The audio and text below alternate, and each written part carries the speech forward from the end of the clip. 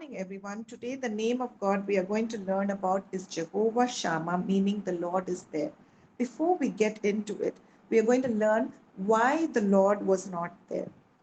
Many of us from our generation are familiar with this uh, very big hit song from Boney M, which was called By the Rivers of Babylon, and it goes like this. By the rivers of Babylon, where we sat down, where we were, when we remembered Zion. There the wicked carried us away in captivity, required from us a song. Now, how shall we sing the Lord's song in a strange land? Did you know that in Psalm 137, the author, um, we think maybe King David or someone else, lived, 300 years before this incident happened, but maybe God, let him see a vision of it, and maybe somebody else wrote it during the time of this captivity. Either way, a little bit of back history. King David made plans to build this beautiful temple in Jerusalem for God, and his son, the wisest man on earth, King Solomon, fulfilled this promise and made this beautiful temple. But even a wise man like Solomon did foolish things. He took on a lot of foreign wives who brought idolatry into the empire, so which was passed on to the subjects. And God did not look favorably or tolerate the worship of idols. And now God, in his anger and to bring justice, God raised the nation of Babylon to invade Israel, and the city of Jerusalem was plundered and the temple was destroyed. In Ezekiel 10, actually, a prophet who God raised during these times, Ezekiel, actually saw how the presence of God was lifted out of the temple and out of the city. And the festival Tisha B'Av, which is commemorated even till this day, in fact, in the month of July this year, by the Jewish people, remembers how the temple, the beautiful temple, and the city of Jerusalem was destroyed. Now, talking about God's presence, Psalm 139, 7 to 12 records, where can I flee from your presence? If I go up to the heavens, you are there. If I make my bed in the depths, you are there. If I rise up in the wings of dawn, and if I settle at the far side of the sea, even there your hand will guide me. Your right hand will hold me fast. When you think of Michelangelo or Vincent van Gogh, they're all dead and gone. But they are alive and live with us through their handprints, isn't it? In the form of their paintings or sculptures.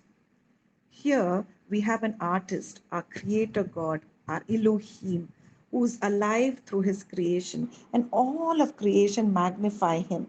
The sunrise, the sunsets, the birds, the flowers, why even us, we all testify to his existence. And he is an artist who's not dead and gone, he is still living, and he is there. His presence is everywhere. You know, even in the time of death, King David records and he writes in Psalm 23, though I walk through the valley of the shadow of death, I will fear no evil, for thou art with me, thy rod and staff, they comfort me. His presence is there everywhere. You all heard of this epic movie that was released this year, Ponniyin Selvan. Um, which was the depiction of a story written by the famous Tamil author Kalki in the 50s, which seemed to have been forgotten for a while. But when the preview was released, there was so much of hope and eager anticipation of what was to come. In fact, it took 5 years for the movie to be released. In the same manner, God does not leave his children without hope. In Ezekiel 40 and 40 to 48, chapters that follow after the whole destruction of Jerusalem and the Israelites being held captive, um, look at what God shows Ezekiel.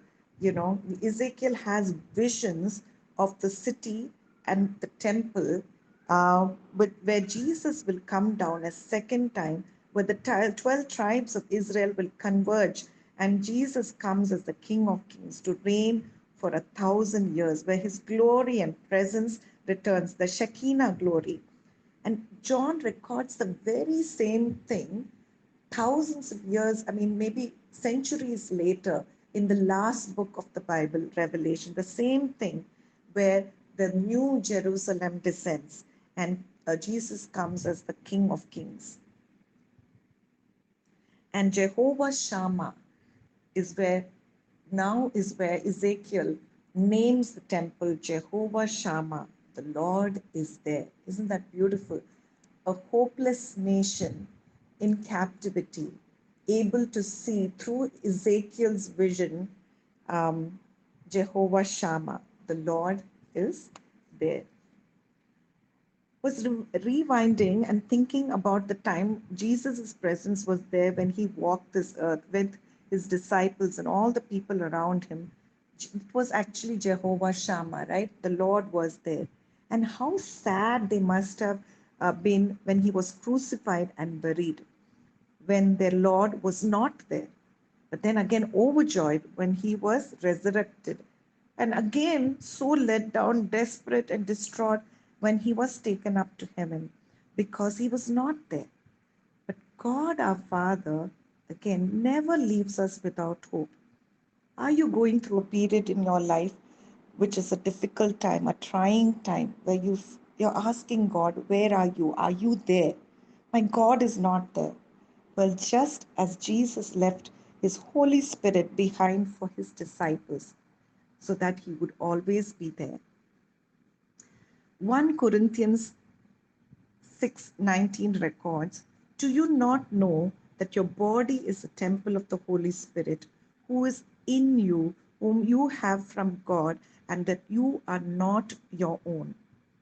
Think about this. What a mind blowing truth this is, that each one of us, earthly, unworthy vessels as we are a fulfillment of Jehovah Shammah. He is actually within us. Isn't that amazing? We are these little temples walking around carrying the Holy Spirit within us. He is within us. The Lord is there with us. Jehovah Shammah. Go forth with this promise. God bless you.